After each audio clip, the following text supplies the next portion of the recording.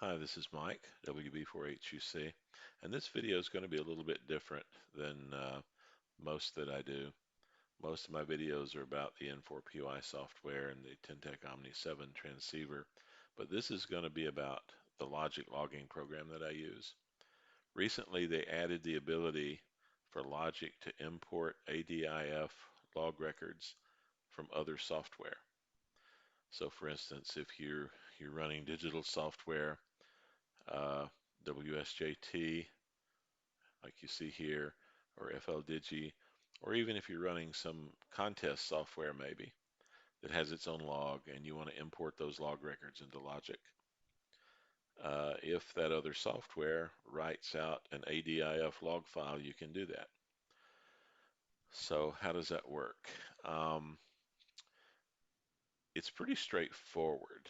So let me get, uh, where'd it go?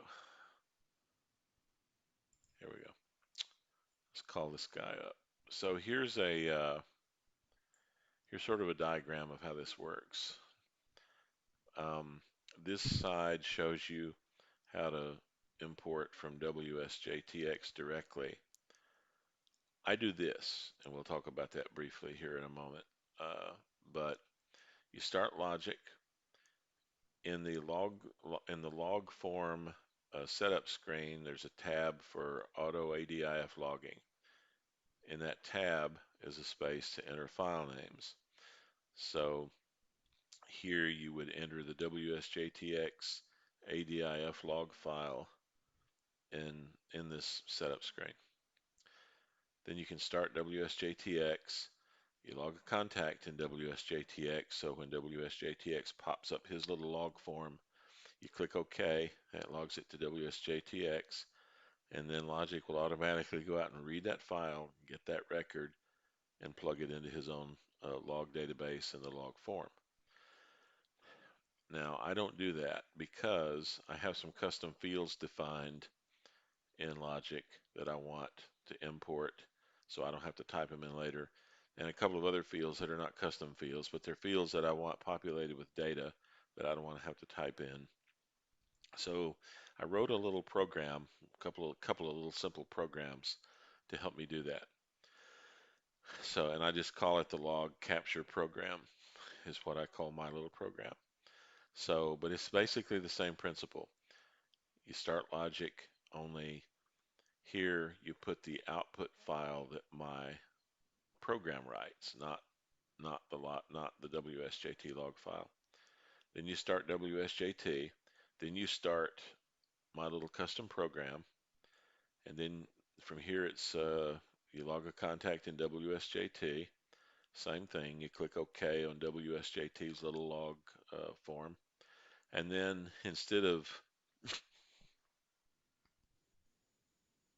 excuse me, instead of Logic reading the WSJT log file, my little program will read the WSJT log, and my little program will add the fields that I want to add uh, to this log record, and then he'll save it to his own file, and then Logic uh, is monitoring the file that I create here, and then he'll pull that record in and update the Logic log database in the log form.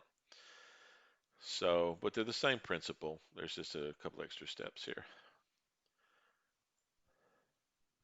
So let's just walk through the setup. So here you have the log form. You don't go into setup here to do this. You actually go to the log form setup. And you see Auto ADIF logging. And then this is the file that Logic is going to watch. And this is the output file from my little program. But let's say you did want to monitor the Wsj Tx Log Directly. All you have to do is click Wsj Tx, and he'll put the Wsj Tx log file name in here. However, if you're running multiple instances of WSJT, I'm running two instances, one for my ICOM IC7300, one for my Tentec Omni 7. This is not going to be correct. So you want to go and get the actual log file that your instance of WSJT is going to create. So you go to, in my case, I go to C, I go to users, I go to here, I go to app data, I go to local, and so there's the original WSJTX instance. Then here's the one for my IC7300. Here's the one for my Omni 7. Well, in this demonstration, we want the Omni 7 WSJT log, and you can see that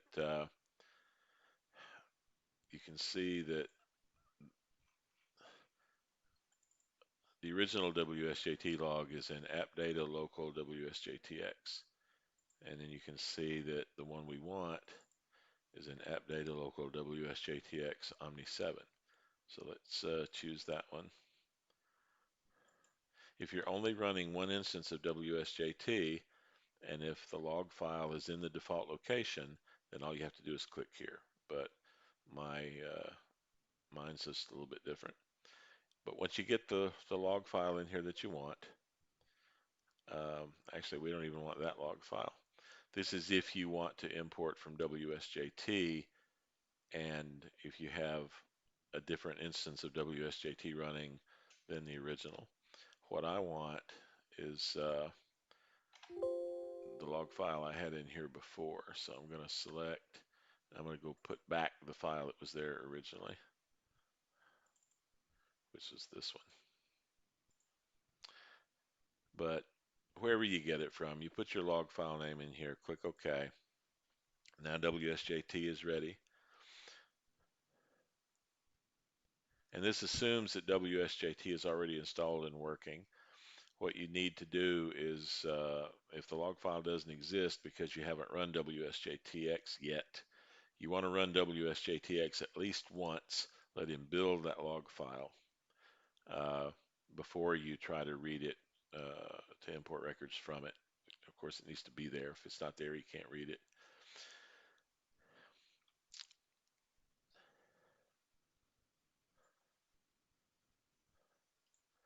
So we're basically ready.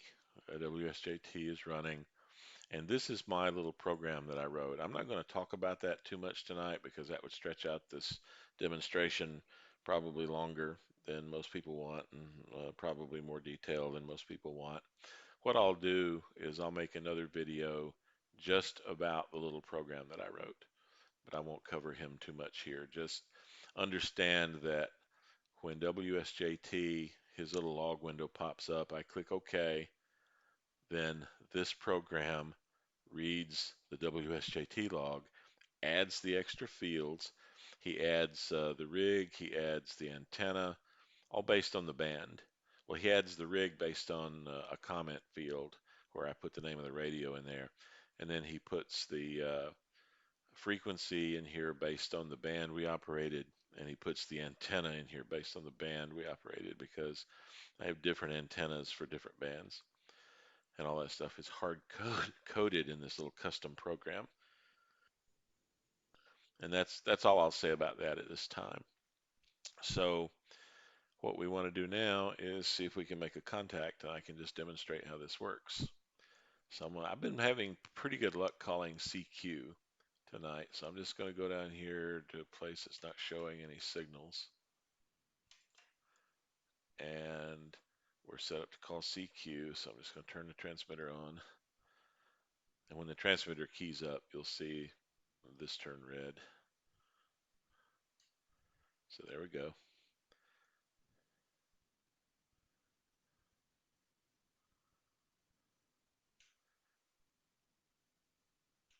And I got a few DX stations tonight calling CQ, and these guys came right back to me.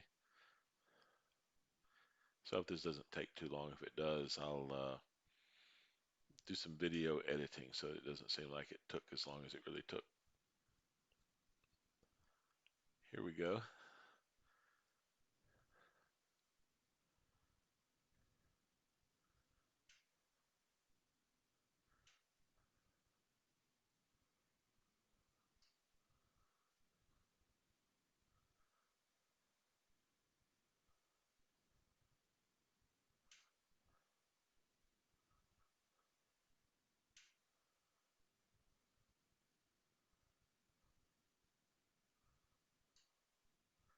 Okay, so you can see WSJ, WSJT's little log form popped up.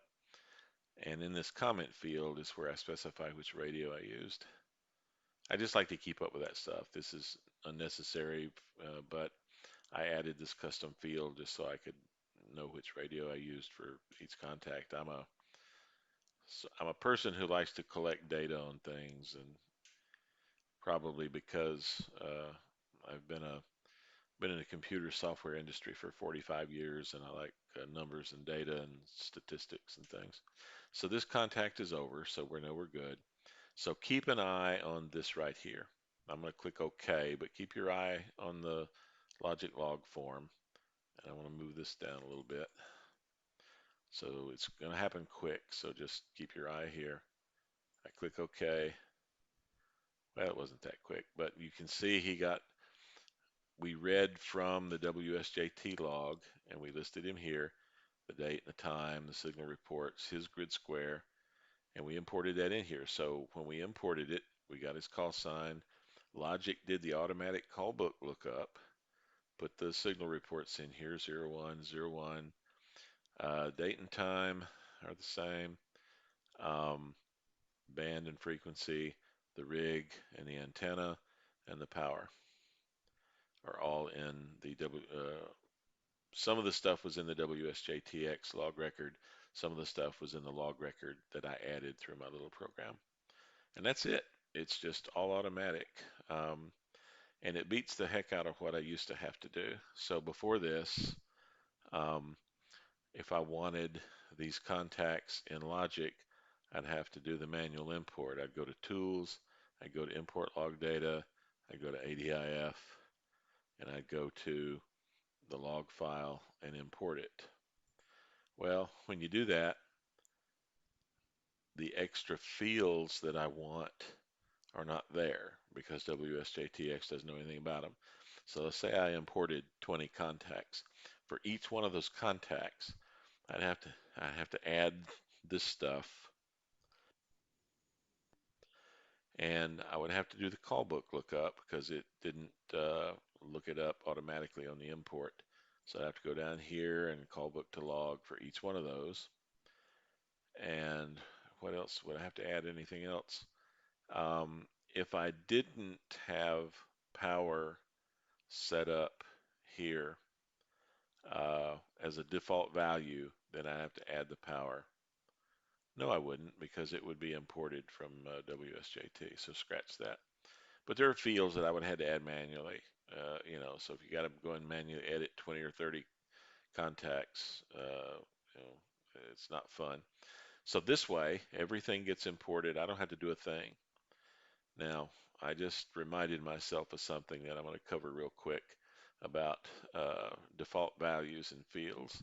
So if you have this set up, and we go to setup, and we go to defaults, you can see I have some fields here set to default and some not. So I should have blanked these out. I don't know whether I thought I did.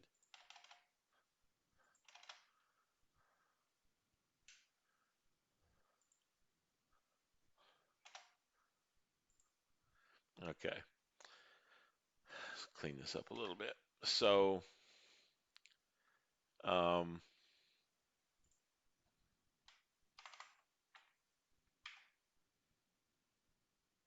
sorry, I should have done this already. Okay, so if you have a field in here that's going to default to whatever value you type in here, it doesn't get imported with the automatic ADIF logging. I'm not sure why, but for instance, the signal report, the RST, if you come in here and if you were to add, uh,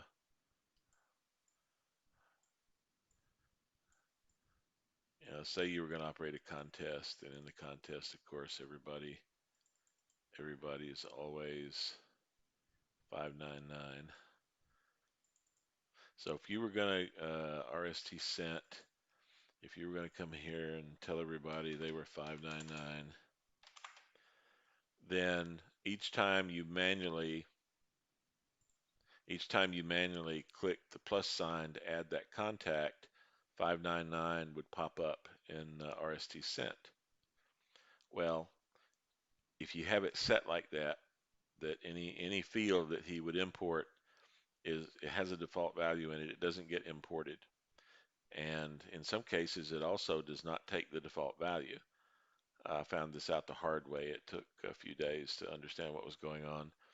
But um, so if you had your RSG sent as 599, in my case, what was happening was I wasn't getting this imported from the record, but it didn't say 599 either. It just left it blank. So one thing to watch out for is if you have default fields set up and they don't get imported from your log record, uh, don't be surprised. I'm not sure why that is, but so we'll just set this to none, and that's blanked out, and now we can say OK. So that's it. Just a quick, a little bit longer than I thought it would be, but just a quick demonstration of the automatic ADIF logging that has been added to Logic.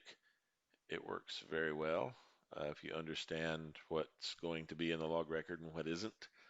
And in my case, for the stuff that isn't going to be in the imported log record from WSJT, I just stuck a middleman in between Logic and WSJT, and I add the fields that are missing. And like I said, I'll probably make another video for those who are interested in maybe writing their own code to do simple things like this. I might make a separate video on how I did it. It was pretty easy actually. Anyway, I guess that's the end of that. Hope you enjoyed the video and thank you for watching.